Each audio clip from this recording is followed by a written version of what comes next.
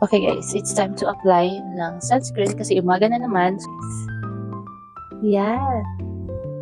Apply lang natin siya and sa neck too. So guys, ang ganda-ganda nitong to kasi hindi mo na kailangan mag-makeup. Okay? Nakikita nyo ba yan? Sobrang liit lang ng portion na yun. Okay. Okay? Tingnan nyo naman yung difference guys. Mabuti na lang. Tinry ko tong si Hikari. Nakita niya to. This is the walang apply.